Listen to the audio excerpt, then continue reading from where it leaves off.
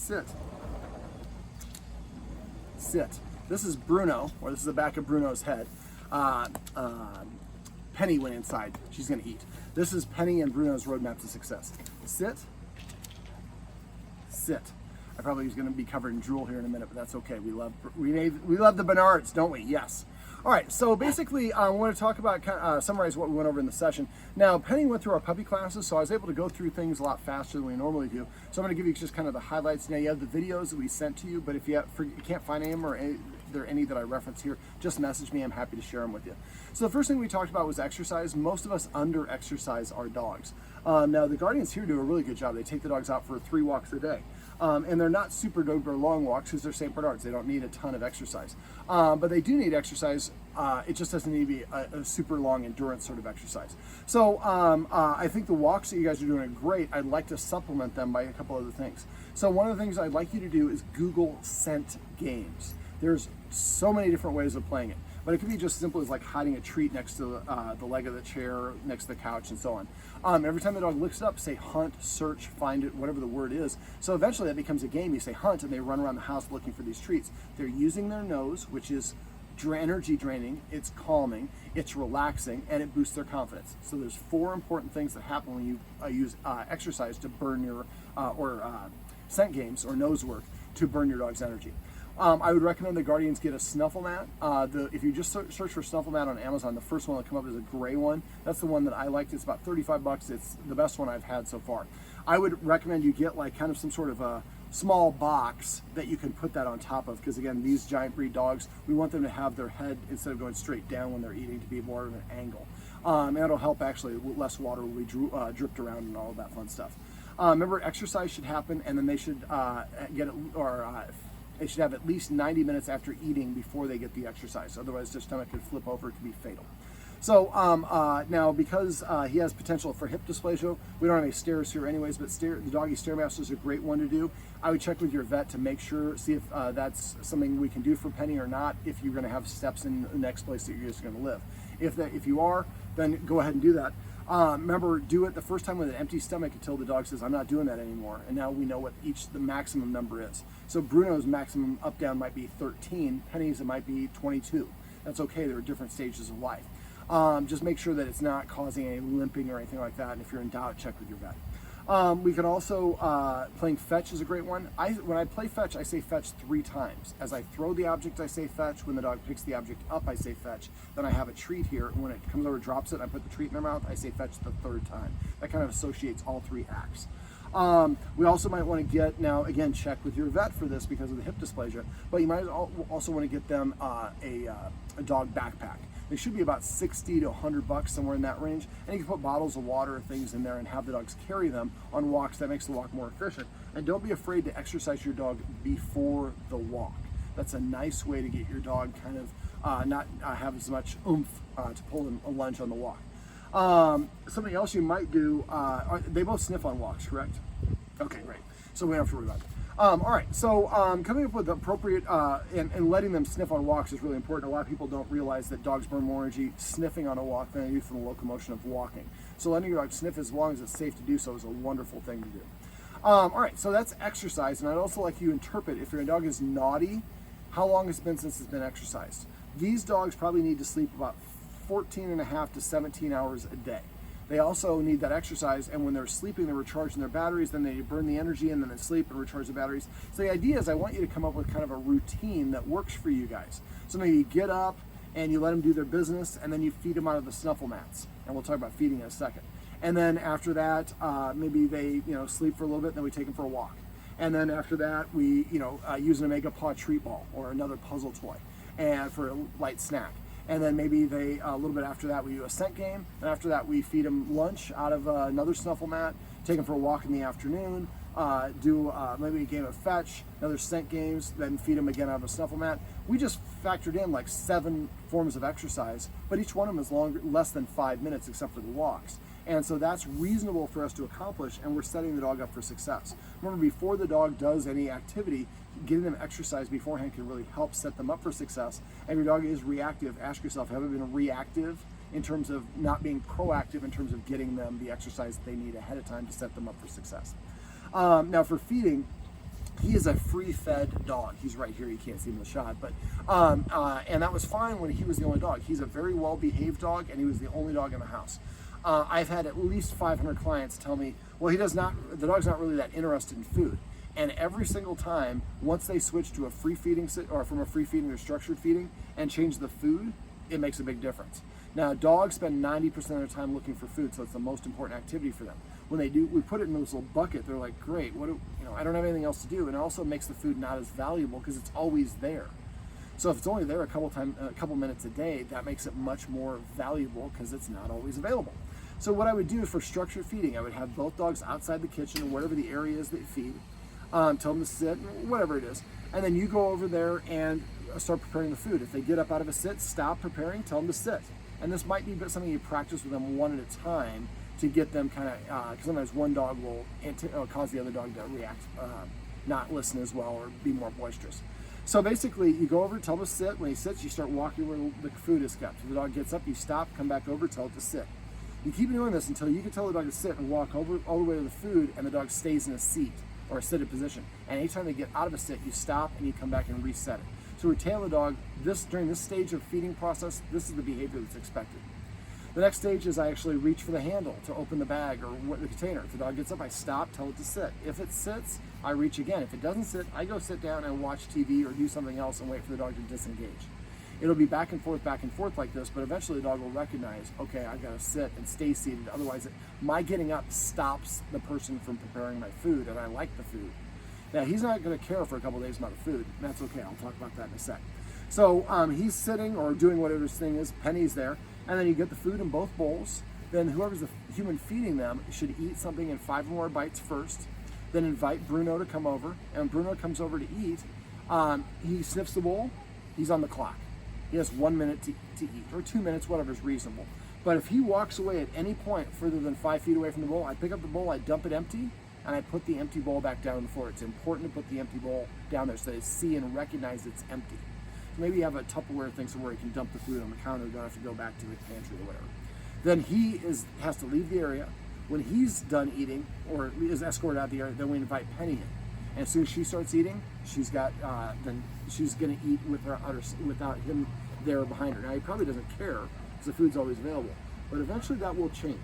So now it'll take a little bit longer for feeding. I would probably transition this first before I switched over to Snuffle Mat. Now you can for Penny because she's eating second after him, so it doesn't matter how long, but he might just walk away. Now for feeding, go to the green spot, get a sample, tell them, look, I got a dog that doesn't eat very well. We're gonna feed him the same food. David suggested we feed him different types of food. They'll give you a whole bunch of samples. Try them and find the top 3 or 4 that he likes. There's probably gonna be 1 or 2 brands of food. And then don't get him the ginormous bag. Get him maybe two bags, different flavors, different half bags. So go through the first half bag, and then you do the second one, or you can do maybe a week of one, a week to the next one. Or I have people actually feed breakfast one and dinner the next one. So if you get a little variety in the food, that can really help. Also, the quality of food matters. So I have a lot of people that tell me their dog isn't food motivated, that they switch to another food and they really like it. And the Guardians have seen that here with him, but it only lasts for about a week, and I think part of that is because they're still free feeding, so it's not that it's too readily available. And so, so he does that. I would come up with a word for that. He just came over and put his chin on the table. I call that Farley for my dog that passed on, because he used to do that all the time to ask me for attention. We actually teach service dogs to do that. If somebody's having a PTSD flame out, they teach the dog either to jump up on the dog, or sometimes they put their chin right here and start pressing down, and that's supposed to tell me, stop freaking out and pet the dog, and that can relax the dog. So every time he does that, use that passive training and come up with a word that means to reward him for doing that. Okay, so let me see. We also talked about, so that's feeding.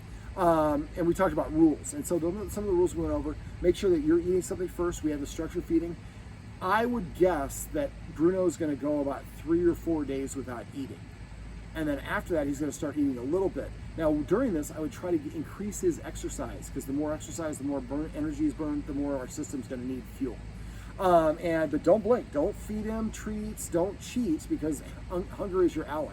And eventually, you get to the point where you tell the dog to eat, and he eats. Well, it's helpful. What if your dog's on medication? What if your dog, some dogs get hypoglycemic, low blood sugar, and it's just healthier for them. They're crabby just like us. If I'm hungry, I might not be at my optimal level. So, and having dominion over food really helps the dog see and respect the humans as authority figures. Now, a couple of dog psychology things before I go any further. Remember, anything your dog is doing when you pet it is what you're specifically rewarding in terms of their behavior. This does not apply, and I was erroneous, I used to think that it applied to unbalanced states of mind like fear and stress and anxiety. It does not. It only applies to behavior. So if your dog jumps up on you, pet it, you're saying, I like the jumping. If it barks and you pet it, you're saying, barking is a great way to get my attention. So, for that purpose, we want to make sure that we're petting with a purpose and passive training. We'll talk about that in a sec. All right, so anything your dog is doing when you pet it is what you're giving attention for. So be mindful of that. Don't pet your dog for the wrong things. Also, anything that your dog does in your presence that you don't disagree with is looked at as having a seal of approval. So not saying no is very similar to saying yes in the dog world. And this is important to know because dogs probe to determine where boundaries limits are. They're waiting and expecting for you to say no. We think of no as a negative, and so we don't ever do it. And that confuses the dog. So we think we're being nice, and it actually causes the dog to challenge us more. So a lack of rules tells the dogs we are peers, and if we are peers, then listening to you is optional, which is probably not the dynamic you're looking for. All right, so also good attention and bad attention from us is pretty much the same thing. Our dog comes to us, we ignore that. It lays down at our feet, we ignore that. It jumps up, we correct it for that. It barks, we correct it for that. And if good attention, bad attention is the same thing, we're training our dogs to do the wrong things. That's why passive training, that I'm going to talk about in a second, is so valuable. Even though it seems so simple, it is powerful and it works a lot. So I really want you guys to adopt that. So let me see, what else? If you're going to disagree with the dog, disagree with it the instant it breaks the rule right before. Or if you're going to reward it, do it right as it does the act. You have a 2-second window. Repetition, consistency, and good timing is how dogs learn. You have 2 seconds to reward or correct them for them to make that connection. And it has to be repeated. And inconsistency by us is one of the things we do that causes dogs to slow down their learning process. Also remember that you're the first word that you say. So don't say good sit, just say sit. And I'd recommend you come up with a list of the official command words. So if somebody says, come here, say, vocabulary, and I'm like, thank you, come. So it's easier for dogs to only have to learn one word. And also be careful how you say it. The other guardian was out here a second ago, and she said, can you sit? And the dog did not sit. And I pointed out that she literally asked the dog to sit, if it can sit. So then she said, sit. And the dog sat, and then she said, sit. Sit. Sit. To dogs, those are 2 completely different command words. You can pronounce it however you want. Just be consistent however you pronounce it. Okay, so the rules we talked about, not being allowed in the furniture, get those X mats, just make it easier. If you want to condition him to go to the dog bed, you can follow the video that we sent you on in the puppy class training emails. If you can't find it, message me. Other rules, you're not allowed to be going to the kitchen when we're preparing food, not to be allowed within 7 feet of us when the humans are eating food.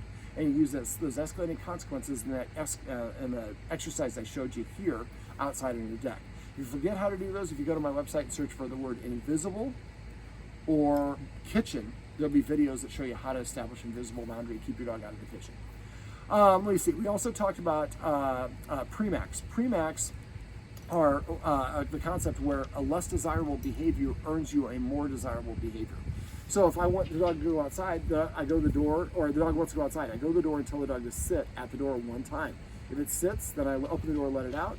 If it doesn't sit within 2 seconds, I walk away and sit down. And so after a while, the dog recognizes if I want to do what I want, I have to do something for David or the humans first. And if I don't, there's no punishment, but I don't get the reward or the validation that I'm looking for. After a while, the dog will sit at the door as its way of asking to go outside. You do this for preparing food, for attaching the leash, and all the rest of the stuff.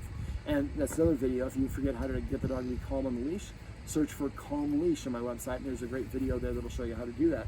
I would also recommend that you say the word go for a walk or walk several times a day without going for a walk. And practice leashing the dog up at times when you're not taking it for a walk. That will desensitize the dog. It'll also help the dog practice listening to you and practice adopting the behavior you want.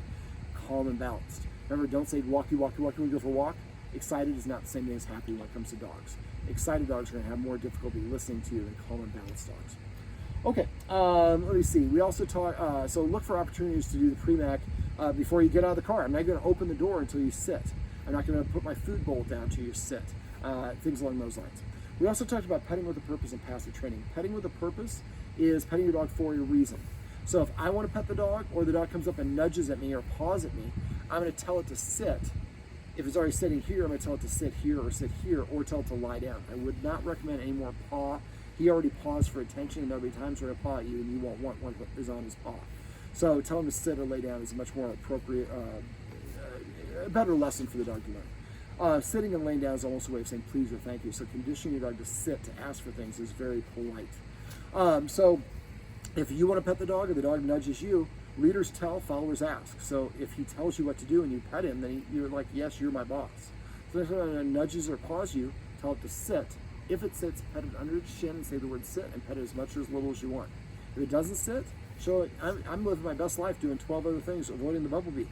And so after a while, the dog will be more motivated to want to sit, because that's the only way to get your attention. And it will actually start coming and sitting in front of you to prepay for the attention.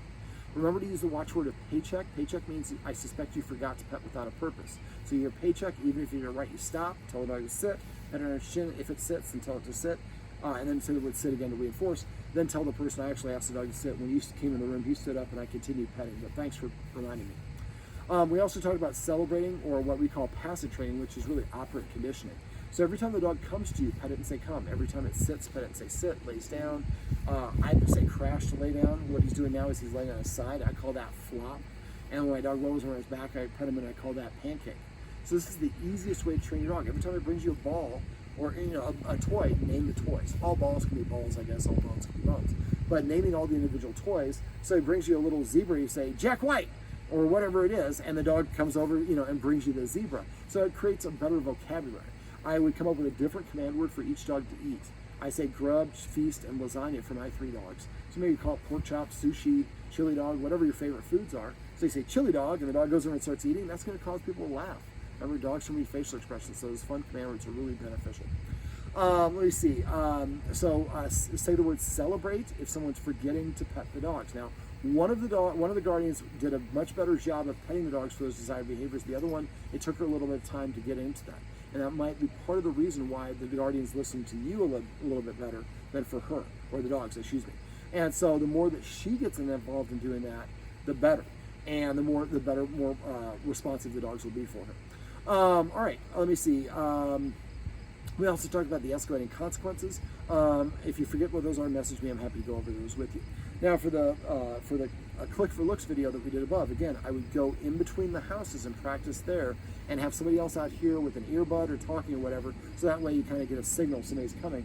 And the way you guys are set up, you know they're going to come this way and then they're going to come back way. So you need a couple practice sessions with each person. Look for your schedule. There's probably, look at the time of the day. There's certain days and times where you're going to have a lot more traffic than others. So you can try to rearrange your day to do that. So if you can find a time where there's a lot of people walking, your practice is going to be a lot more productive.